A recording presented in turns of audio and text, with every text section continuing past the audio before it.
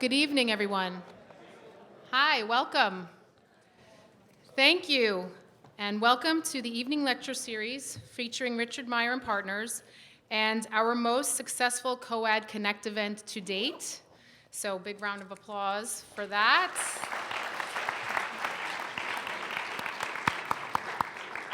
Thank you for your patience in the last minute change of venue. We really appreciate it. The COAD Connect alumni event, it's so successful because of the tireless efforts of Michael Smullen, who is the Director of Alumni Relations, Janet Robertson, the Director of Development at the Albert Dorman Honors College, and Tracy Bermeo, who was the former Assistant to the Dean at COAD. My name is Laurel Brawley. I'm the new assistant to the dean at COAD. I look forward to meeting all of you and seeing you at the next alumni event, which is Design Showcase. We do have save the date cards. Most of them are over at Weston Hall, so I can give those to you. You can put them on your refrigerator. Just a couple of things, couple of announcements. For students, our next, or anybody, our next evening lecture series are November 4th. 14th, I'm sorry, Kutan Ayata and Michael Young, and then November 21st, Anna Miljaki. So please, we look forward to seeing you there as well. Some little details here. If you have not gotten your wristband, please do so if you plan on coming to the reception back at Weston Hall. The floors 1, 2, and 3 have food and drink. We expect everybody to move and mingle. It's going to be a lot of fun. Orange for students, red for alumni and guests. AIAS students for sign-up. There are sign-up sheets on a table outside. Please don't forget to do that. And there are Richard Meier catalogs for any alumni who would like one. Please sign up again over at Weston Hall. We can send you that. Tonight's event is being recorded and broadcast live on Facebook. And the live music that you're going to hear later on in the gallery is actually a 3-piece jazz ensemble performed by our own NJIT students. And after the lecture, if you wouldn't mind, please remain seated for some brief remarks from Fadi Deek, NJIT's Provost and Senior Executive Vice President. We will also have time for question and answers for anyone who wants to ask questions of our lecturers. And I'm now turning this over to Matthew Gosser, who's COAD's gallery curator, who is responsible for the Richard Meier exhibit that is now in the gallery. And enjoy the evening. Thank you so much.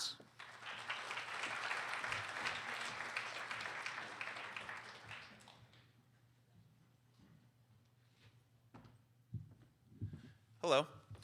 I just wanted to say 2 quick things, really. It was a pleasure working with Richard Meier Partners.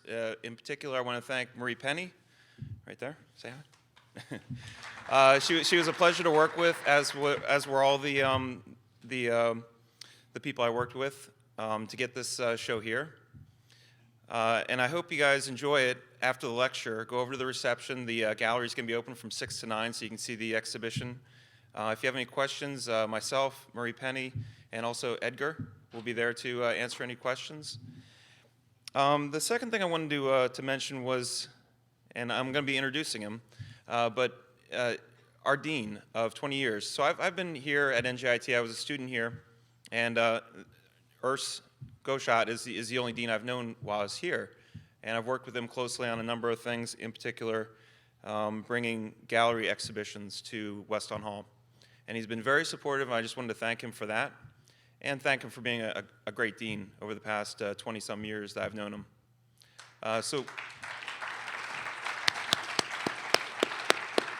Without further ado, Dean Urs Goshat. Thanks again.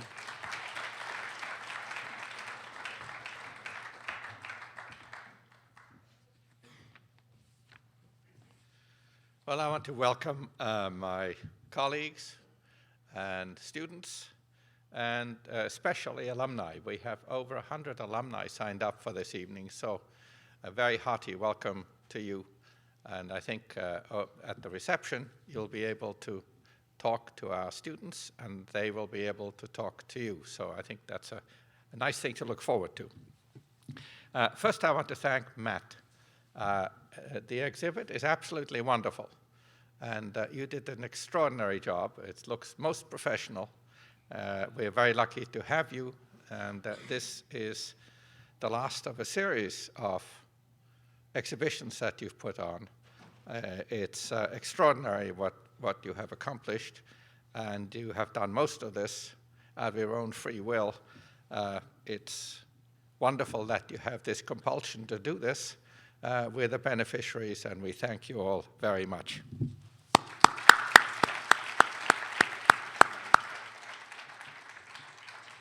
We all expected to see Richard Meier here tonight. Unfortunately, he's unable to attend because of a personal matter, and he extends his apologies, of course. I will tell you a little bit about Richard before I introduce tonight's two speakers, who are two of his partners in his firm. I got to know Richard in the 70s when we were both teaching at Harvard. We had studios, we were teaching in studios next to each other. And he was a man of few words, but he had an unerring eye. So we used to have reviews with Colin Rowe. I think some of you may know who that is, Werner Seligman and others, well-known names in our business. And we would have reviews, put up student work, and we all talked a lot, trying to impress each other with how much we knew or coming up with a reference that nobody else would know. So that game went on, but Richard didn't do that. He had this unerring eye. He could see what was wrong with a student's work. He would just walk up and sort of point at it, this, and then this, and then this. And then with few words, he would explain something that bothered him about that. And it was amazing. He had the best eye I have ever seen a critic have. He just knew exactly where the weak spots were. And he usually suggested solutions of how to get around that. So I'm very sorry not to see him here tonight. I think for those of you that don't know who he is, let me just dazzle you with the amazing awards that he has received.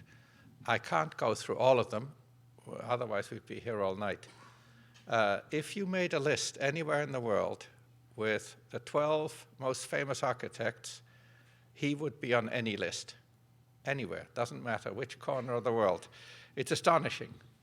So his firm is truly a global firm that is built all over the world, and you'll hear more about that in a little bit. He was the recipient of the Pritzker Prize, which is the sort of Nobel Prize of architecture. If there would be such a thing, that would be it. Only one is given a year. It's very much sought after. He has received the AIA Gold Medal, which is the highest honor by the AIA. He has received the Premium Imperiale from the Japanese government in recognition of lifetime achievement in the arts, the Royal Gold Medal from the Royal Institute of British Architects. The French government honored him as a Commander of Arts and Letters. He received the Gold Medal from the American Academy of Arts and Letters, and he received 5 honorary degrees. The most important of those degrees came from here. There is another characteristic about the Richard Meier office, and that is people come out the other end. Many, many, many well-known architects started their careers in the Richard Meier office, and they have thrived since then. There are many other offices of famous architects, and somehow they're swallowed people, and they never come out the other end. Or if they come out the other end, you'll never hear of them again. So it really speaks to not only Richard Meier, but also to the whole tone in the office and the support they get to not only work there, but have a career, a worthwhile career afterwards. So I urge you all to go see the exhibition, and it tells you a little bit about what kind of man Richard Meier is. It shows some collages, some paintings, some sculptures, a piece of furniture, and a couple of projects, including some of the work that the office is doing here in Newark. And as you may or may not know, his roots are here in Newark, as are the roots of his cousin, Peter Eisenman, who also has roots in the city. So today, in Richard's stead, we have two of his design partners who will talk about the work of Richard Meier's firm today. First, we have Dukho Yeon, and he's been with the firm for 22 years.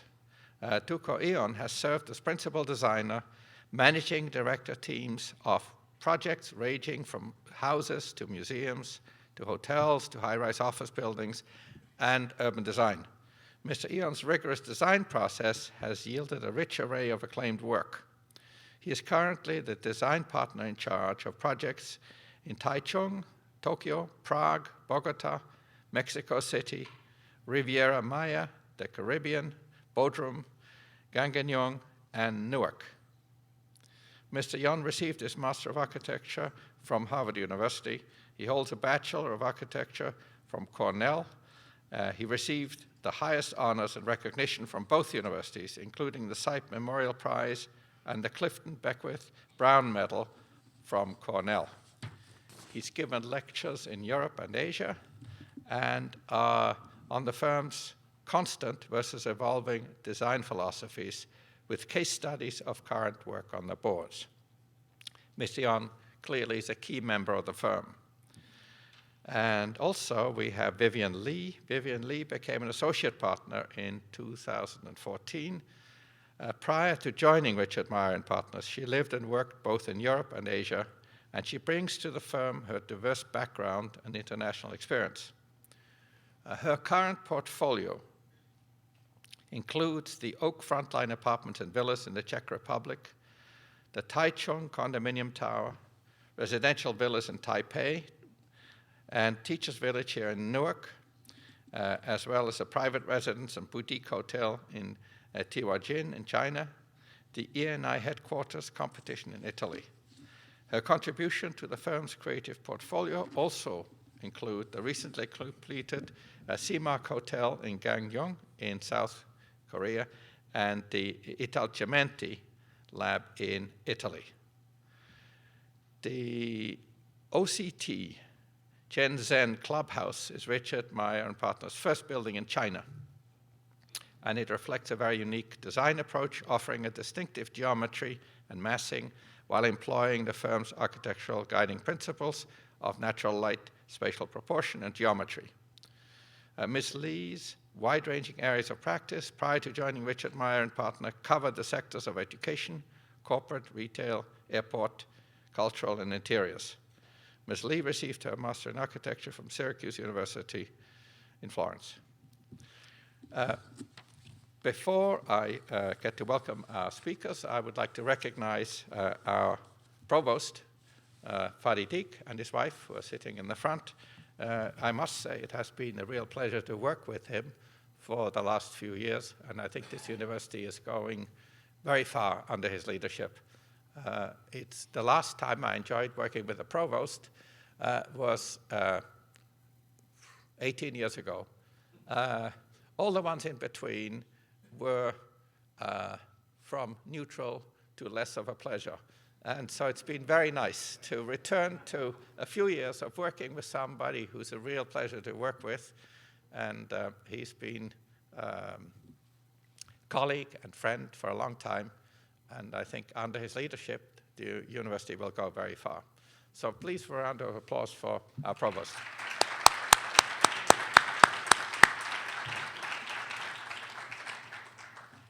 So would you please welcome our two speakers, if you would come up here, please.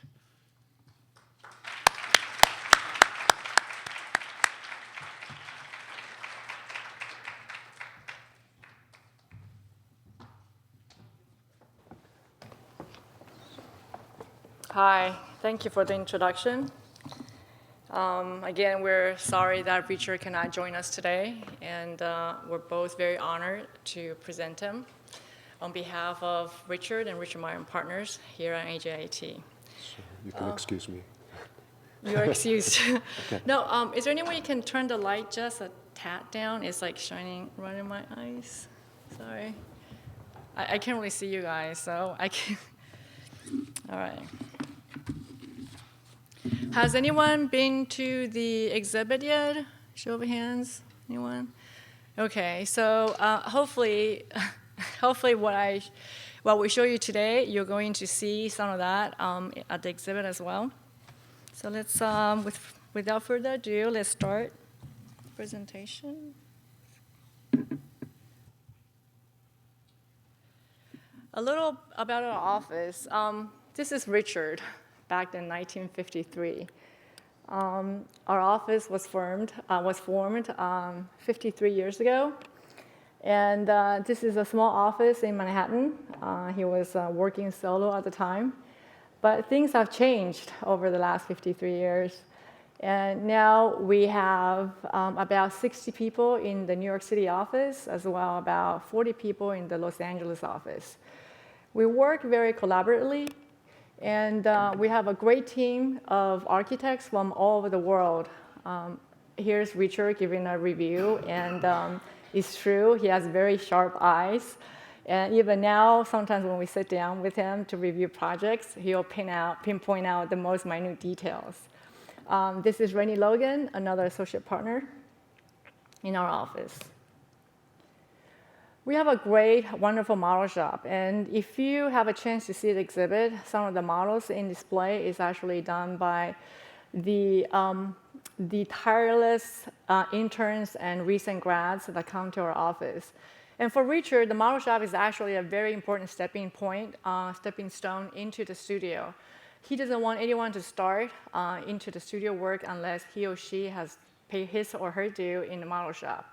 He felt that building models is the best way to understand the architecture and what we do in the office.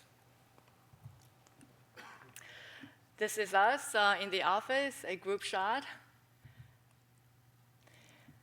And going back to the model shop, I'm not sure if you guys are aware, we have a model museum out in Jersey City, which Marie Penny is in charge of. It's a great place. Richard goes there almost once or twice a week to work on his collages, and I believe some of the collages are also on display at the exhibit. This museum started about a couple years ago. Not only we have a numerous amount of projects from the last 53 years, there are also works by Richard, like his sculptures, which I'm not sure most of you are aware of. He started getting interest in doing sculptures when he was working on the Getty Center, and he's great friends with the artist Frank Stella. So Frank Stella invited him over to his foundry one day and say, well, I'm busy, you go ahead and do your own thing. So he started getting pieces of the Getty Center model, and he started pouring and started casting these models, and he's been doing that for quite some time. So these pieces are quite impressive, and they're on display at the MoMA Museum. What's really impressive is actually this quarter-inch scale model of the Getty Center. We really encourage you to go out there and visit if you have a chance. And along with the Getty Center, there is also quite a few number of projects, both completed and some of the projects that haven't been completed or current projects. Here's a shot of a detail of the Getty Center. And we have tons and tons of study models on display, not only at the MoMA Model Museum, but also in our office. We often have student tours that come to our office, and we really encourage them to come and see the way we work, where the model is actually an integral part of our design process. Newark. Well, since we're in Newark, I think this is definitely the project that most of you want to hear about. Before I start to talk about Teachers Village, I just want to read this quote. And this is an interview that Matt conducted back in October with Richard. And the question was, what did you think about being commissioned to design a major downtown component to the city of your birth? And Richard replies, and this is what he said.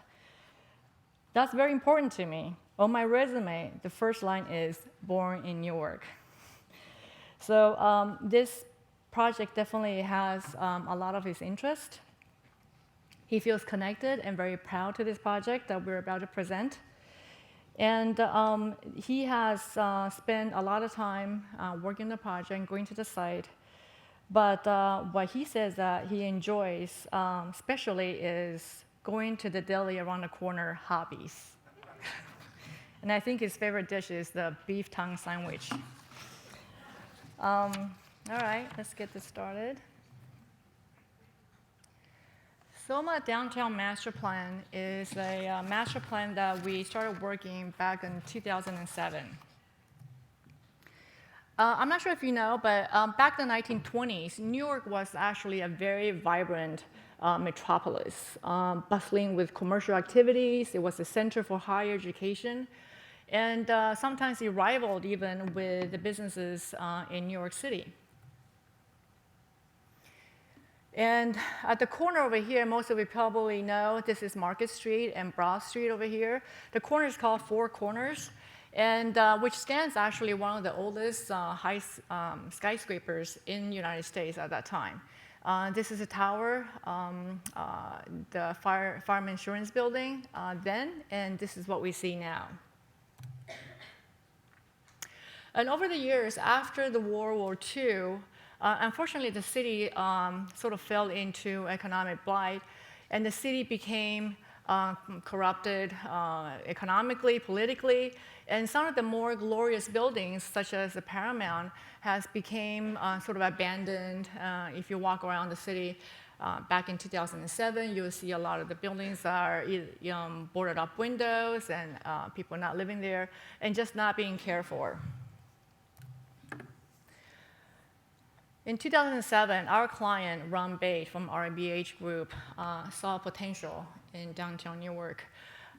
Most of this part right here, this is the Prudential Arena, and we have Market and Broad. And as you can see, this whole area here, there's large surface parking lot areas that hasn't been utilized. Now, he thought that there's the proximity to New York City, which is 20 minutes by train from Penn Station to Penn Station. And the fact that there is a network of universities around the area and businesses, it could bring quite a lot of potential in developing downtown. So he asked us to envision Newark, and this is what we envisioned for him, 2050 Newark downtown. Now, you might think, this is a lot, but believe it or not, when we started the project, the client actually told us that they have acquired quite a few parcels downtown, and we tried to develop to the maximum. So from this image, basically, the master plan that we derived was comprised of 23 acres of land, which is about 79 parcels, and that gave us 50 million square feet of development capacity. When we envisioned this, we could have achieved almost 8,000 residential units, about 4.75 million square feet of office space, about 500,000 square feet of cultural and retail space, about 2.2 acres of open space, as well as 200-room hotels. When we envisioned the downtown area, there's a series of different scale buildings, anywhere from 3 to 5 story, where the historic Halsey District is located, to a series of 10-story buildings along Washington Street, and then, of course, down Market Street and Broad, and even down further in Washington, we envision a 77-story tower and a 90-story tower. This is a massive model of the master plan, and part of this model is actually on display at the exhibit. If you haven't visited, it's quite impressive to see what the potential that Newark has for development. Now, so after the master plan, we started phase 1, which is the Teachers Village. In 2008, we started the design process of this area, which is the Halsey Historic Halsey District. And this is Halsey Street, and as most of you know, this is where Hobbies is located. So this area right now, when we started, mostly comprised of surface parking lots and a lot of just abandoned buildings. And we started to sort of analyze what we can do with the site, and realized it's the perfect place. It was, literally the nucleus of downtown Newark. And when we first started the project, we actually did a Google. We typed in Google Newark, and then the little arrows went straight to this spot.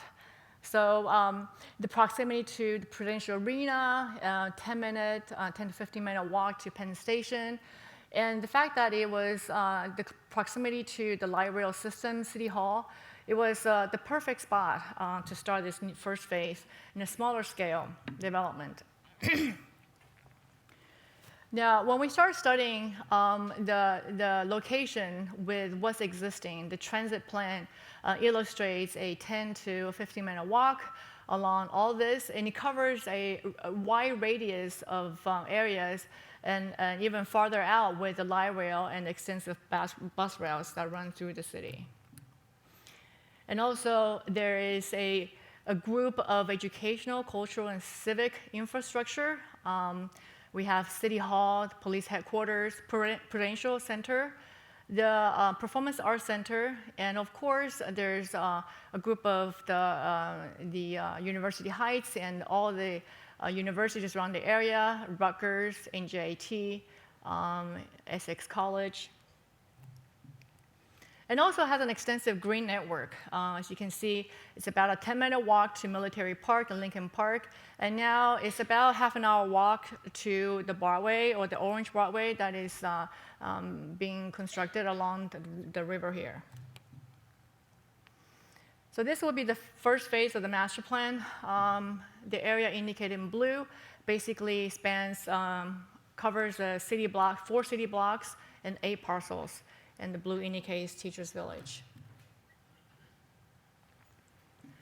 So what we have over here is the plan sort of illustrating the development. We have a total of 8 buildings, and it's broken down into 6 residential, which is marked in blue, 3 charter schools, which is in red, and then along the spread out with 8 buildings, we have about 20 retail spaces.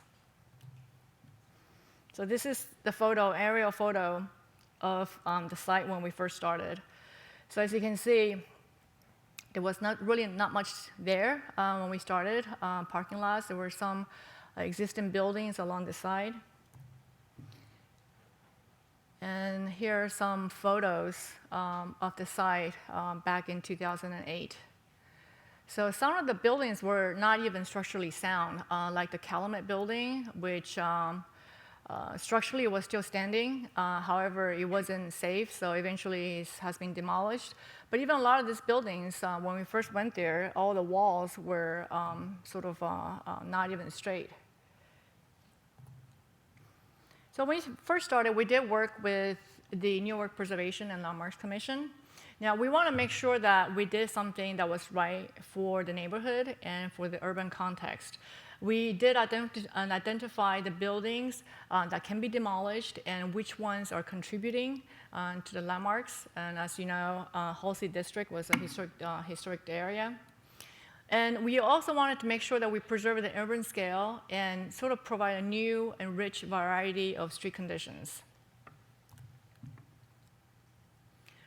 We also worked and tried to follow the guidelines by the Newark Living Downtown Plan, which they have prescribed a vision for living downtown, encouraged the creation of more mixed-use downtown filled with 24/7 activities. And for us, that was very important because we want to make sure that people do inhabit those places and make it alive.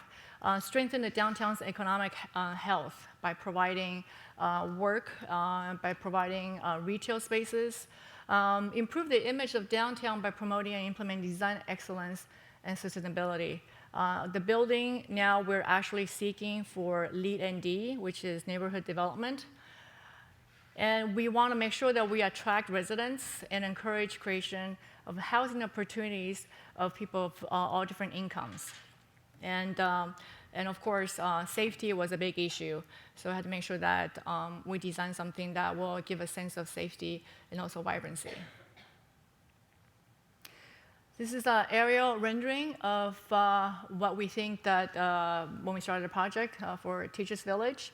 There are a few buildings that you see over here, but then there's also some blocks that have not been defined because it's part of the Teachers Village, but it's designed by a different architect. So in 2010, we designed a process for the first building, which is the charter schools. We call it Building 2. And we thought it was appropriate to start the first building actually as a school, slowly bringing students in, trying to create some life, and then build around that the residential buildings after the completion of the schools. There's actually in Teachers Village, actually 3 charter schools. We have Oaks, Sparks Academy, and Discovery. Now, what we did over here, Building 2, is actually 2 separate charter schools, but 2 separate buildings, but linked by a bridge and with shared facilities. As you can see here, there's a program stacking that shows the ground floor retail. It was important for us that all buildings have ground floor retail to sort of provide a streetscape and some life into the city, into the neighborhood. We have an atrium and the bridge that connects them too. We have a daycare and the charter school, Discovery, and the larger Spark Academy with a shared gym. And the gym was also, can be also used by the community after hours. Some rendering images of Teachers Village during our design phase. And you can see also, you probably know that we do white buildings. Not necessarily, actually, for this. We actually employed iron spot brick, which is quite beautiful. There's a certain sheen to it, and we thought it was appropriate for the urban context. So we do work, we make sure we respect what's around. So by doing a brick building on one side, and keep in mind this is actually one building split into 2, and then we have metal panels and curtain wall over here, it does break down the scale of the street and the massing of the building. So we thought it was quite successful to actually use 2 different kind of materials to sort of convey that. We definitely got a lot of support from local politicians, not just local, but also statewide. We can see here, back in 2012, during the groundbreaking, we have Chris Christie. Here is the former mayor, Cory Booker, who was actually a big advocate for the whole entire development. And Ron Bate, our client, and some financing partner, Nicholas Bergruin. And 20 months later, we have a completed building, and everyone showed up again for the ribbon cutting. It was quite an exciting event, and all the students were very excited to getting a new school. Here's some shots of the project right after completion. As you can see, there's still some scaffolding over here, even though the building was complete, because we were getting ready to build a residential building that is next to Building 2 of the charter schools. Have you guys been out there? Anyone? Just out of curiosity? Okay, good. So here's the school. This is the bridge that links the 2 schools, the Spark and Discovery. And we have a playground on the rooftop. It's actually quite active. If you ever go up there and see the students, they quite enjoy this. And hopefully there will be some plants growing up this fence. When we took the photograph, the plants weren't there yet. Large gymnasium. Not only the students get to enjoy using, but the community after hours, they will be able to come and use the facility, sort of activating also the nightlife around the area. So it's not, it's not like the whole area is going to be dead after the students go home. We use this really nice glass called Solera glass. It's basically insulated glass that really diffuses the light. So from the inside, obviously because of the height, you don't need to have it as a vision glass, but it does block the solar glare and solar heat gain. But at the same time, it really it sort of expands the light, the natural light, into deeper spaces of the space. Not only used it for the gym, we also used it for the classrooms. So during construction, we started, building 2, we started the design process for the workforce housing or the residential buildings, building 1, 6, and 7, back in 2009. Building 1 is the smaller of the 3, building 6 and building 7. And when we started this, the design for the residential buildings, there was certain design considerations that we want to make sure that we did achieve, and one of them is environmental. It was very important for us to achieve that LEED ND, which means one of the buildings has to be certified. By doing that, instead of the P-tax, which you can probably see a lot of the residential developments use, which is the sort of the ugly box that's stuck in the window, we actually use a DX split system for cooling and a hydro air system for heating, which means that we can get 40% energy reduction. So that really improved in terms of the energy consumption for all the buildings.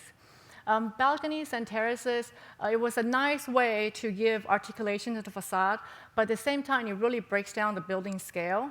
And we felt like having things sort of poking out from the face of the building, it does also create sort of a physical connection to the streetscape.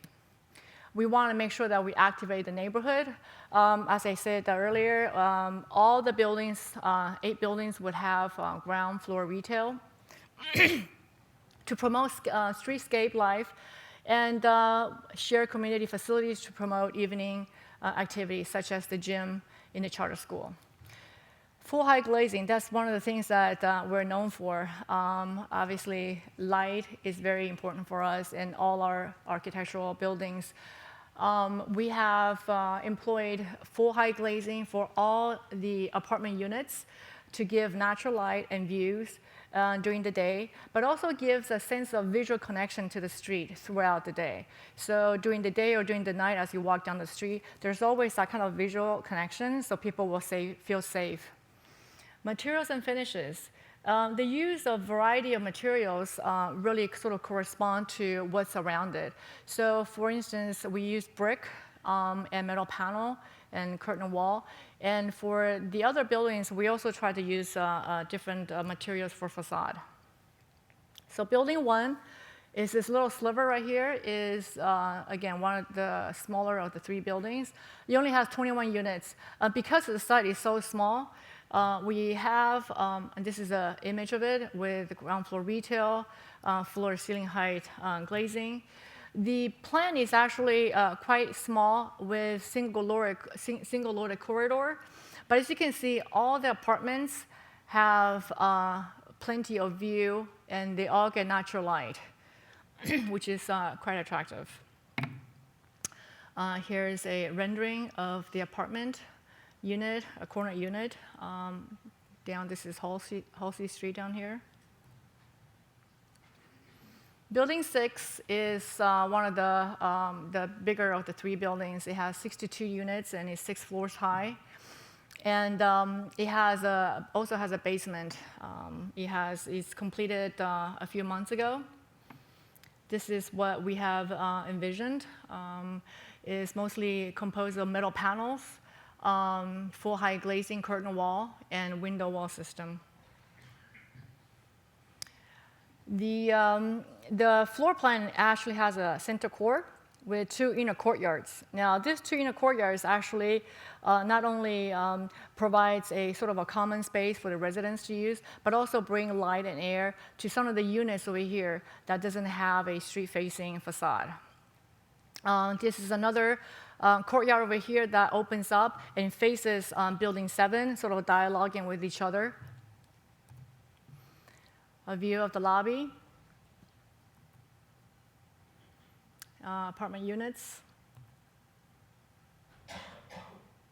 And I think this lighting, the rendering is actually quite real. I just went there recently to visit one of the apartments. It was flooded with light, and I wish my New York City apartment was like that. Building 7, 40 units. And this Building 7 is actually a little bit different. I mean, it's actually like an L configuration because we wanted to preserve this corner building, which is a landmark building. Here is the west side of the facade with a series of balconies. and a trellis that above a open courtyard that faces the courtyard from Building 6, I mentioned earlier. And this is the corner building that stands there on William and Halsey. Here's the floor plan. And also here, there's a small inner courtyard to bring some light and air into this unit. There's a rendering of one of the units in Building 7. And this is a model that we have in our office right now, and it's great to see this because it's when it took this physical form, when we first conceived the design, we thought it would be pretty incredible, but nothing compares to the real thing. When you go over there, it's quite fascinating to see how slowly this series of buildings is becoming part of the city fabric. The trees need to grow a little bit more. They look a little skimpy right now, but and hopefully, when a lot of the retail is being fitted out right now, hopefully in a few months, most retail is going to open. Here's a view of Building 1. It's actually cladded in the stucco plaster. And this is Building 2 that you saw earlier with Solera glass in the gym area. Another view of Building 2, the charter schools, a dusk view. Here we have William Street and Halsey Street, and this is part of Building 6. And this is Building 7 that wraps around the corner with this existing building here.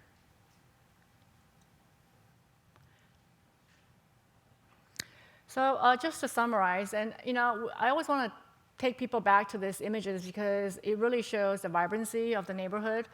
And I think after 9 years working on this and finally seeing this project come to fruition, we're all very proud of it. I mean, not only we're providing housing for the area for teachers, and actually teachers get first dib in applying for the units over here.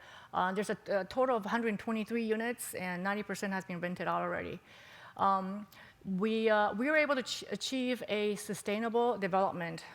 We are, again, going for LEED ND at the moment. It has integrated very well with the existing urban scale. It feels like it fits right into what is around. It really enhanced the apartments that we have designed, created this very comfortable living space. One very important thing is to create a community where people can live, learn, and work. Again, revitalizing the neighborhood is the key. Not only that, we want to make this project to be a transformative project and really bring downtown Newark to life. Now, in closing, I want to also quote another Meier quote that Matt has, when he interviewed him, I thought it was quite interesting. Matt asked him, how do you develop your distinctive architectural language?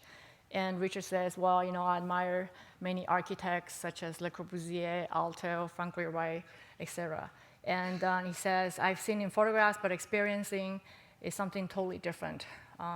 So I encourage you to go out there and see these buildings.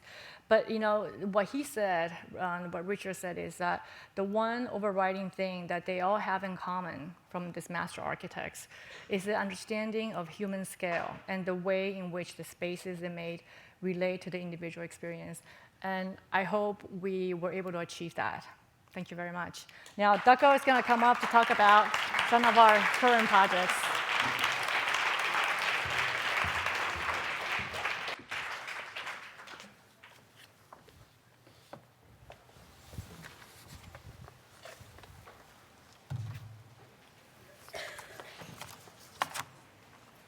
Thank you, Vivian. Just to move on, we selected a few projects, recent projects, that we'd like to show you.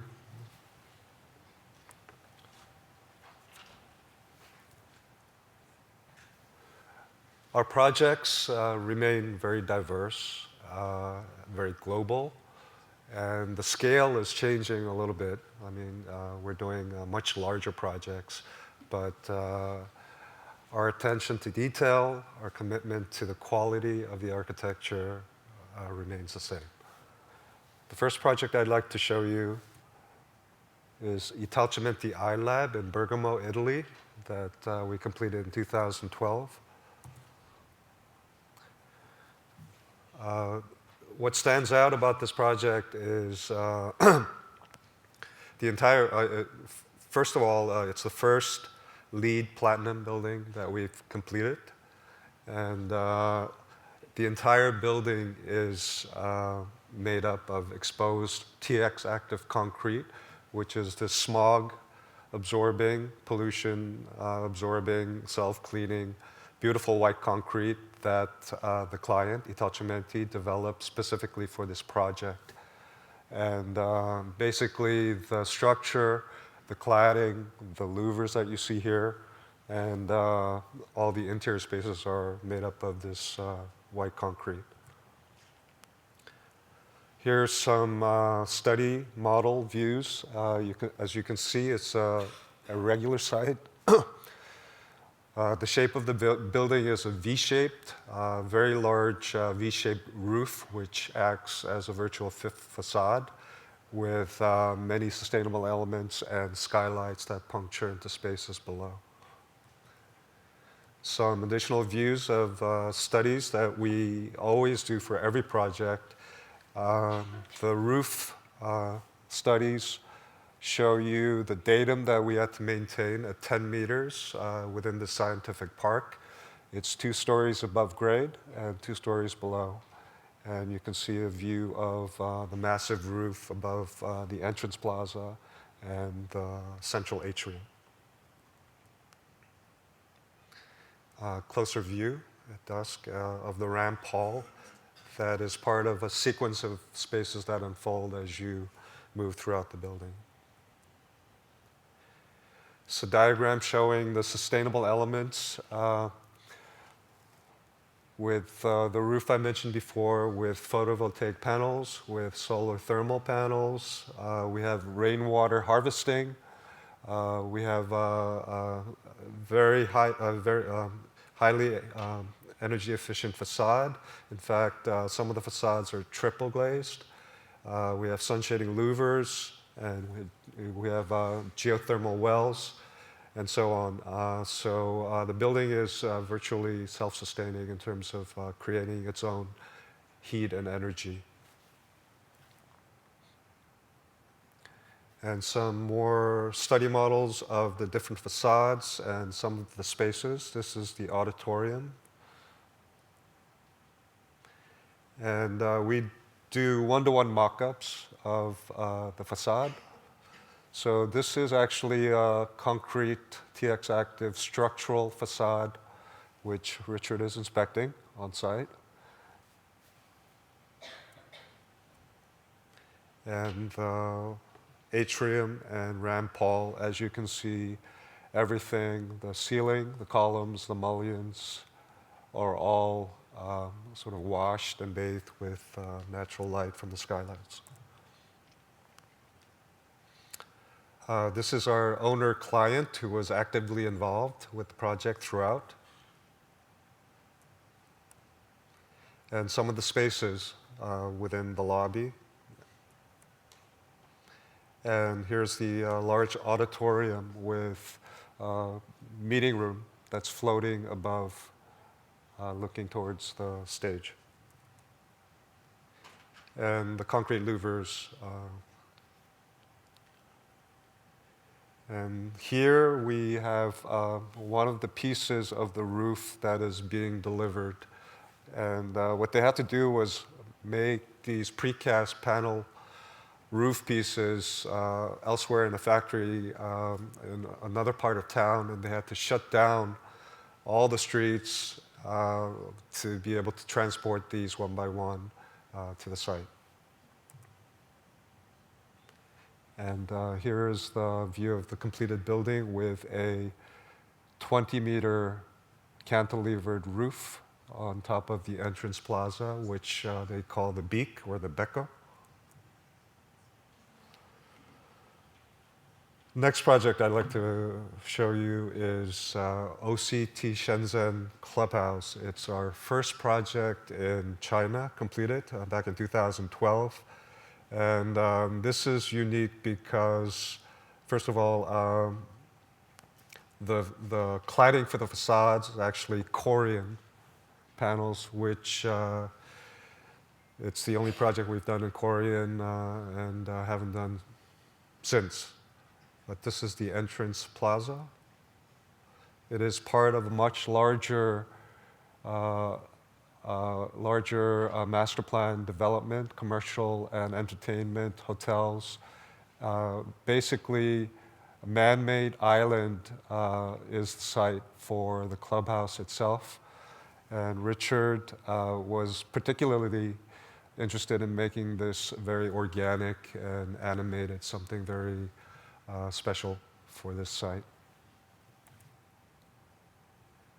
And here is a view of some of the curved surfaces which face out wide open to the water.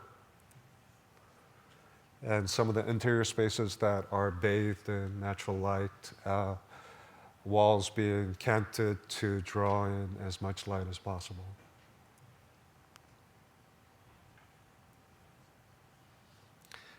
Same thing where we have an indoor and outdoor pool within the fitness facility. And Richard at the inauguration with some fans. And here is the approach again, an evening dusk shot of the entrance plaza. As you can see, it's very solid and opaque and very private.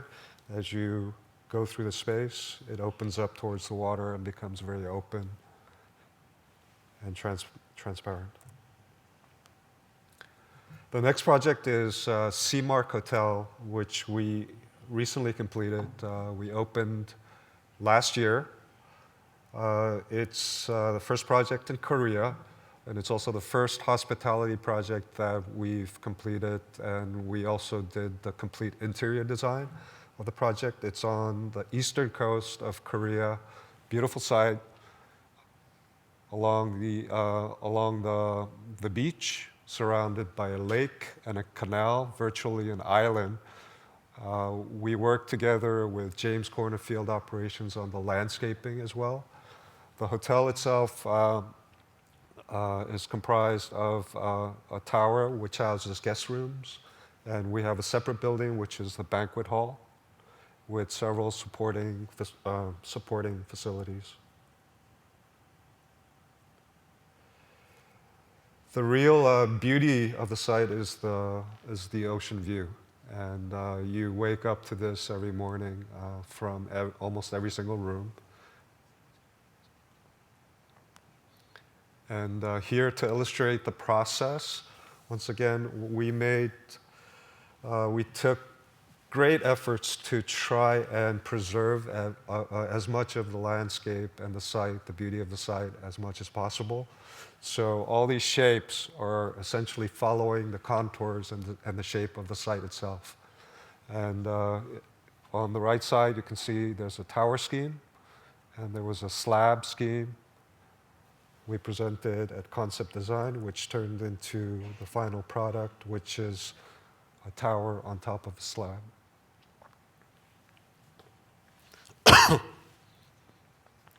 And this is a view from the approach.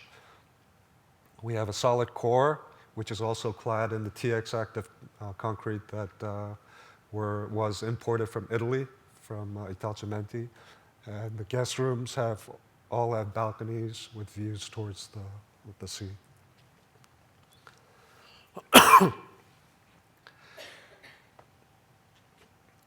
This is a view from the ocean side, from the ocean terrace.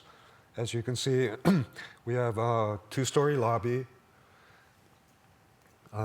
guest rooms, a bank of guest rooms above that. On the 5th floor, we have indoor and outdoor swimming pool, fitness center. And above that, we have the tower of guest rooms themselves, housing approximately 150 guest rooms.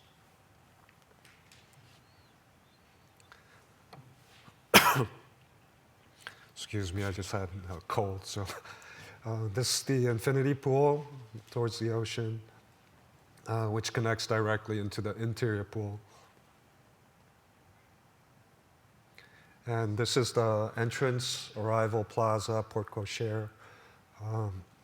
On the left, you can see the core with the TX active cladding, which are actually quite massive in size. Some are 3 meters by 4 meters tall. And this is the view as you enter into the lobby reception space, wide open to the ocean. Another view showcasing feature wall, grand staircase which connects a restaurant and a library above, and reception beyond. And we have a 20-meter long communal table with an Ingomar custom sculptural lighting fixture.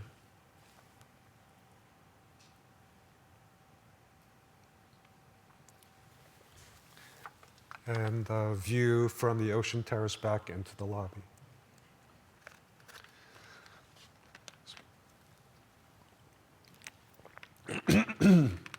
The inspiration for the interiors was really from the beauty of the site itself. And these are some images of the Korean landscape. The rooms themselves are very minimal. We have 2 palettes. They're wide open. First of all, the ceilings are very tall. They're 10 foot high. This is a very light palette, and we have a very warm palette. Again, we have floor to ceiling, glass curtain wall, as open to the ocean as possible. And a shot of a guest suite.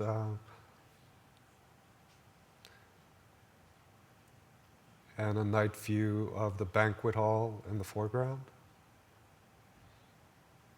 Next project I'd like to actually present is a small office building in Rio de Janeiro that we recently opened this year. It's unique because, first of all, it's our first project in South America completed. And it's a very small building. It has only a street frontage. But we're quite happy with the results because we're trying to maximize how a small parcel of land can be developed as an office building. We pulled the building away from the back portion of the neighboring lots to create 2 inner courtyards to allow light to come into all the office spaces from both sides. So another street view with the brise soleil that controls the heat gain and provides privacy while allowing maximum light. And we take pains to actually do variations of shapes of louvers and testing the effects of how it really affects the spaces inside. And a view of the entrance lobby from the street. And the inner courtyards towards the back. And as you can see, we have a very rough treatment of concrete on one side as opposed to very slick curtain wall. And within the courtyards, we have vertical gardens that you can see from within the space. A dusk view.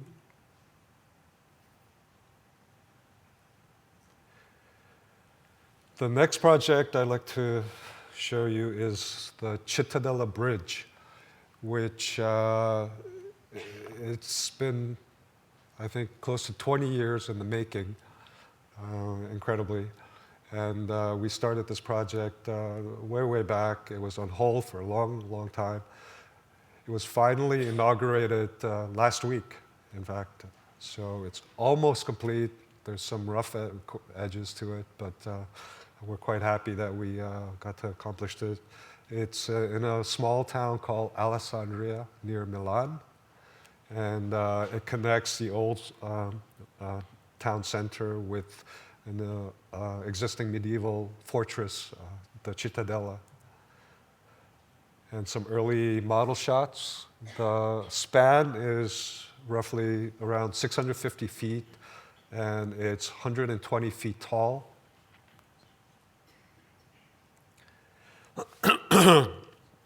And what's unique about it, it's a very simple arch structurally, but it's tilted at an 11-degree angle, which dynamically counterbalances a vehicular roadway bridge to one side and a pedestrian bridge to the other. So it's a split bridge with a void below. And from afar, it may look like a very simple arch bridge, but it is quite unique, we believe. And the concept was to create an urban piazza. The bridge itself becomes an urban piazza, which is connected with a piazza that's existing on the Alessandria side, Piazza Gobetti.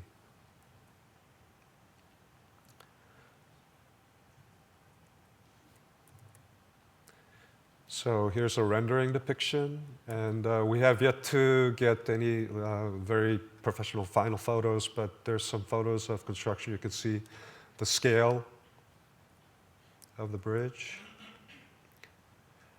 and some of the details from below. This has all been clad.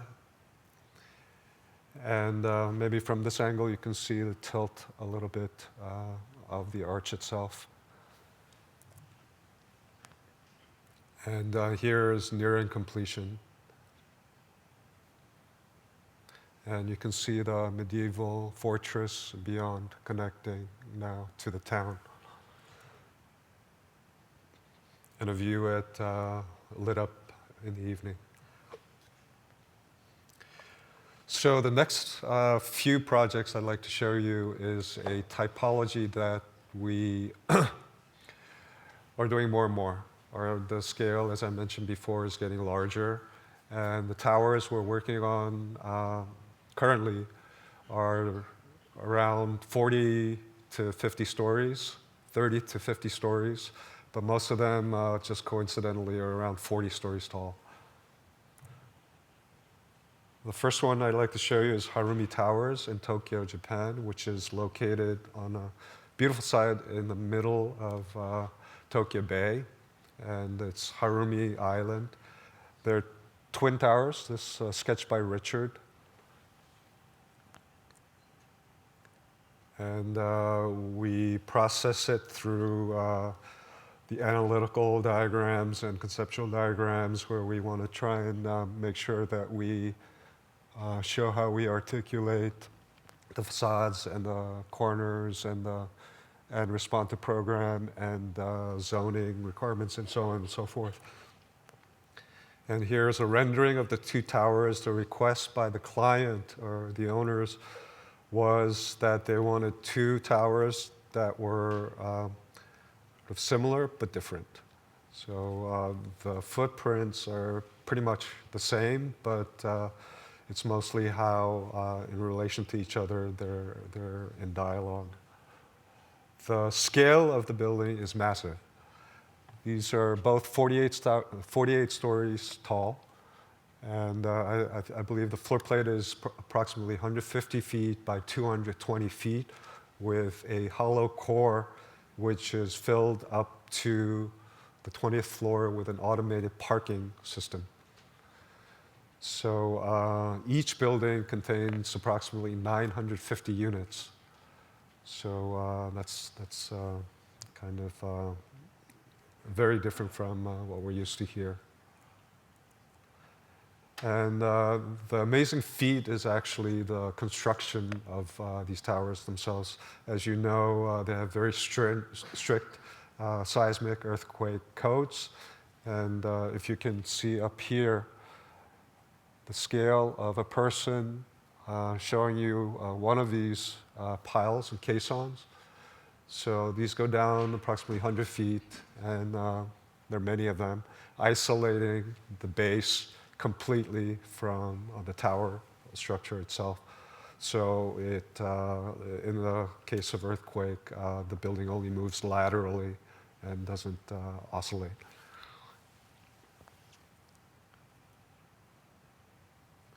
And here are some studies, again, of the two different towers. The concept above for the first tower was a weaving pattern around the corners as well. So it's more solid elements, horizontal and vertical, that create the facade. And the recently completed second tower, we treated mainly with the color of the glass and tilted planes of the glass, which we folded and unfolded like what we call the origami concept. And some completed photos.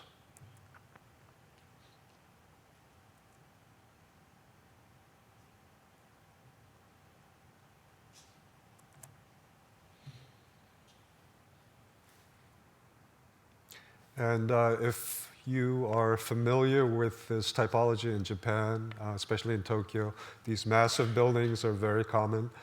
But the requirement there is that every unit within a structure like this needs to have escape balcony. So essentially all the units are connected somehow with a balcony. That's why you see all these buildings that look very similar in Tokyo. But we try to use that to actually create the concept for the facade.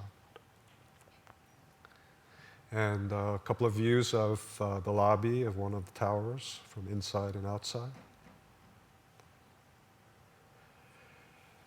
The next project is the Rothschild Tower, which is nearing completion. It will be complete early next year in Tel Aviv. It's the tallest building in Tel Aviv. It's really unique in the sense that it really, as you may know, Tel Aviv is called the White City. And this building conceptually was for us an exercise in really how to handle the light and the transparency and the lightness of such a structure. So we go through process of studies and analytical studies, different options, and many iterations of study models, the forum itself, within the constraints of a given project.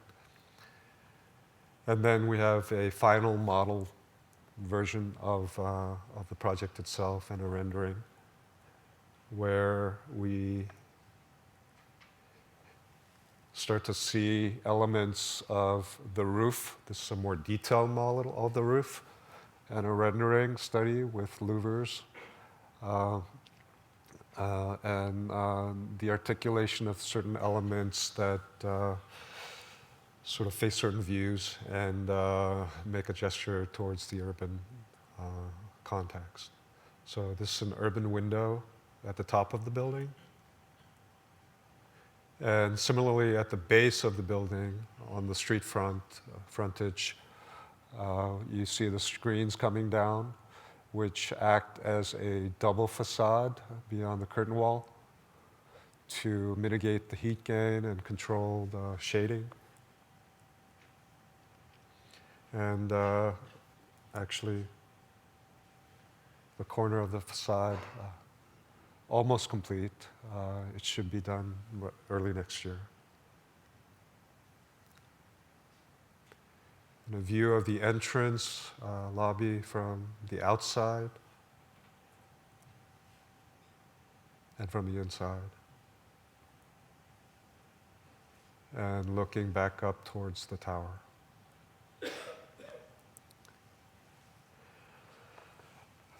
Reforma Towers is a commercial office building project that we're doing in Mexico City. It's the first project we're doing in Mexico City. I believe this is displayed in the exhibit right now, and it's, the building configuration is comprised of 2 towers, one 42 stories tall.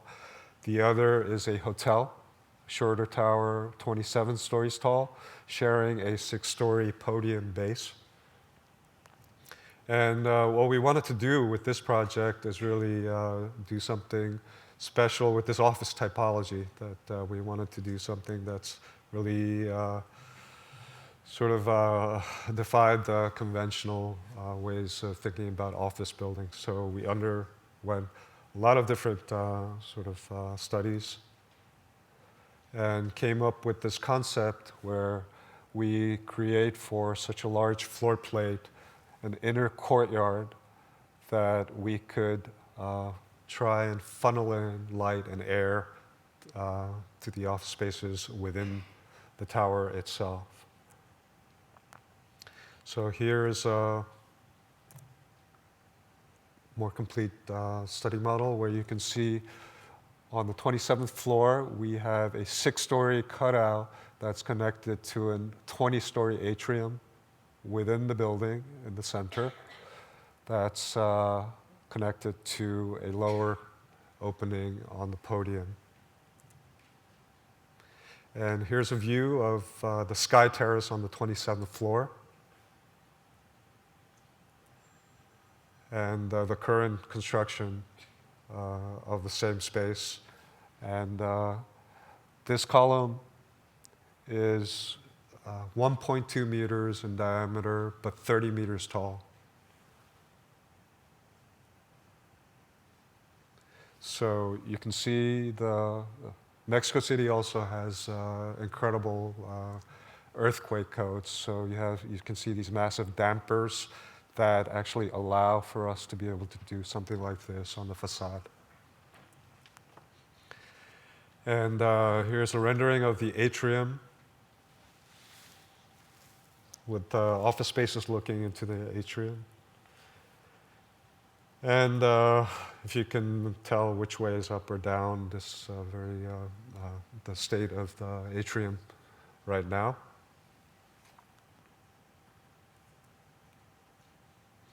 And the street level podium, the entrance to both the hotel tower component and the commercial office component. And the view down Mexico City, down Paseo de la Reforma.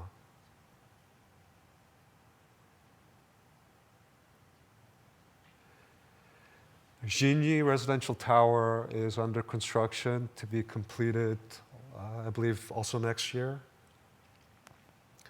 It's our first project in Taiwan and Taipei. We have several projects in Taiwan, but this one will be completed first.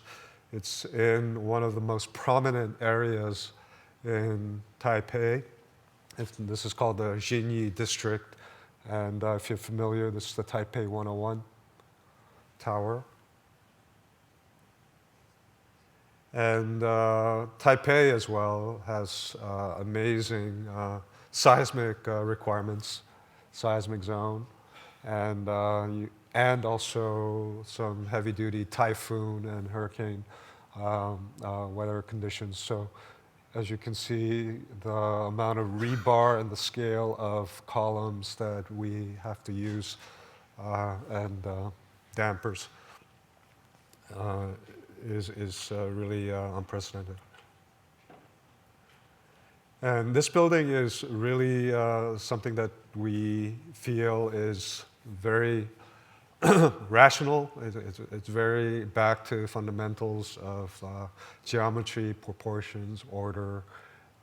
It's a very simple floor plate. We have a front and a back. We have a very solid back element and very open and transparent front.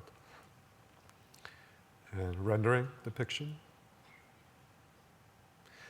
And this is a slide of the marketing model, which is 3 meters tall. That is displayed in the showroom. And this is a 1 meter tall version of the model, which is called a to-go model, where this is taken or transported to each VIP prospective client who would buy one of these large, beautiful units. So it's the entrance plaza and landscaping. And again, just to show you the attention to the detailing of metal panel, the joints, the curtain wall, and this is a performance mock-up, full size of all those elements to make sure that we make sure that it's not only up to code, but the quality is, what we expect. Here's a view of the lobby. And in the lobby, we will be hanging Richard's collage. It's a large litho of Richard working at the Mana Contemporary. I believe it's about 10 feet by 10 feet. And last but not least, 685 First Avenue in Manhattan is part of a large-scale master plan development project we worked on in 2005 with SOM. And since it was approved by, it underwent ULURP and approved by the city in 2008. This is 40th Street and 35th Street. The UN is here. There's a large commercial tower and residential buildings. I can show you the site plan. The commercial tower was designed by SOM, and originally this was part of the master plan, but since developed by others, and we have 4 residential towers, of which 685 First Avenue is the first building in the master plan to be developed. In fact, it's under construction right now. It's on the cellar floor, so it's moving quite quickly. This is a view of the pavilion, which is sitting on this urban park that was part of the agreement and the master plan with the ULURP, which basically offered the city and the neighborhood a beautiful park that opens up to the East River, connecting the city back to the east side. So this is the tower itself.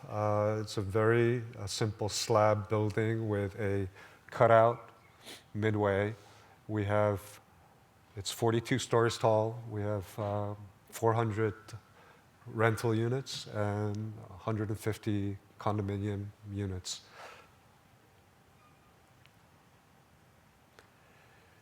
And I don't know if you can see, but it's this one.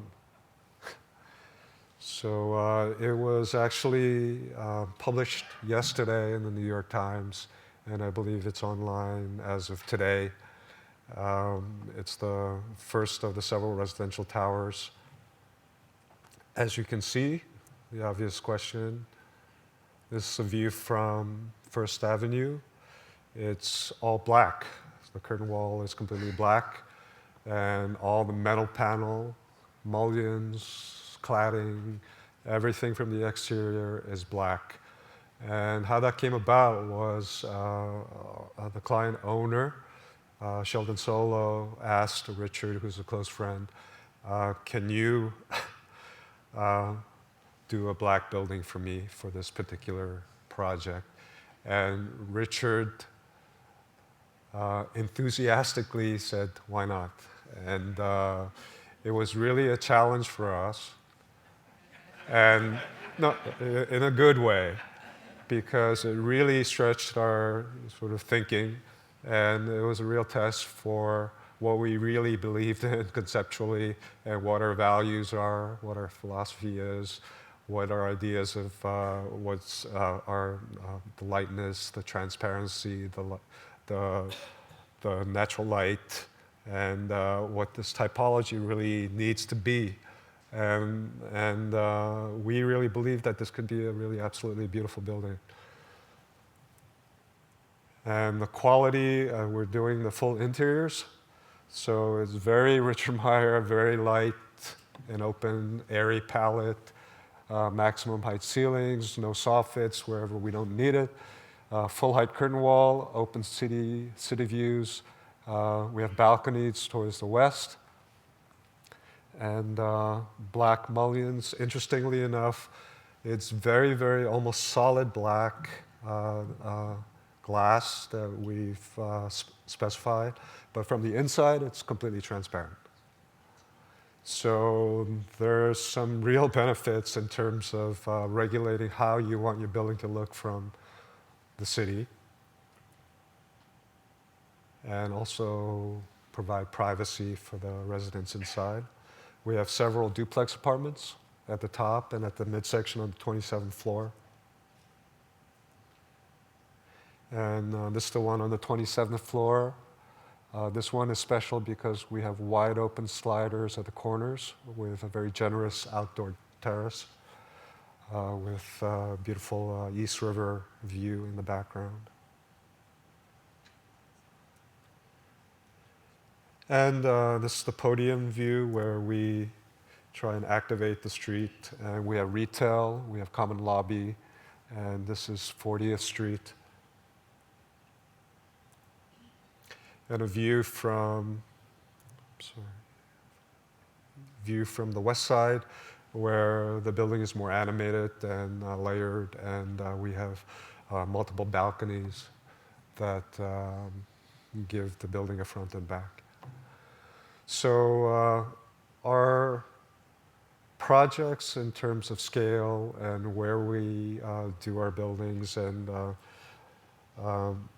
continue to evolve. But we're always committed to what we believe is strong about our architecture. It's the commitment to quality. It's the idea that although you have a common kind of set of principles, each project is unique in its program and its owner and its site and so on. But you know what it needs to be is it's only found as you actually interact and start working on the project with the owner and everybody involved. So thank you very much.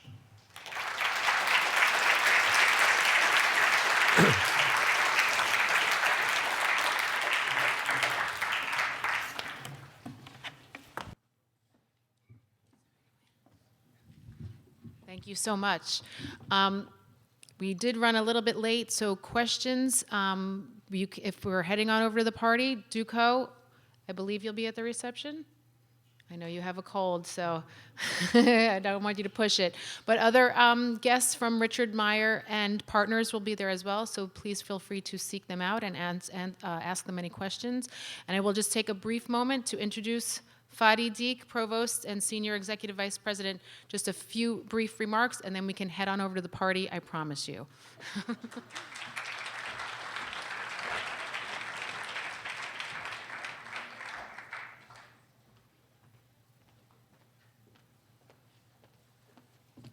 Thank you very much, Laurel.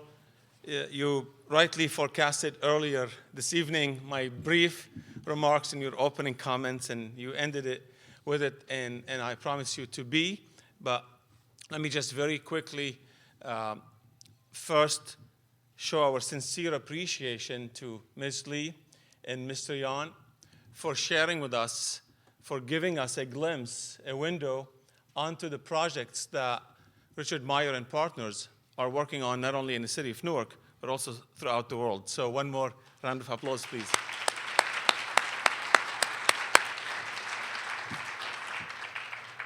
But to me, most importantly, I was excited to also see the vision through your words and images, the vision that Richard Meier has for Newark. Being in the city for more than 30 years and seeing what has happened here, I am certain that his vision will be a reality over the next 3 decades.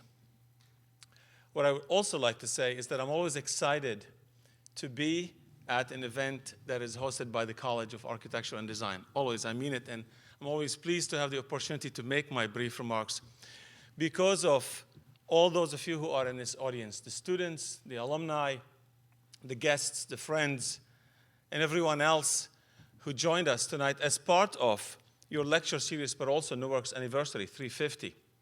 I've said at earlier events that what excites me is the community that you have built for yourselves. Many of you know that we are in the midst of a strategic plan for the entire university, and there are 5 priorities. Most importantly, the students, the learning that takes place here, the research that we engage in, investment, which makes sense, obviously, it all takes money, but also the community that we have built for ourselves and that we want to continue to build for ourselves. And if I have to give an example, I'm never asked for one because we carefully describe what community is it that we are building for ourselves. But I would say that the College of Architecture and Design is a microcosm of the world that NJIT will be, needs to be. And on that note, I would like to briefly thank Urs for his leadership for more than a quarter of a century at this university.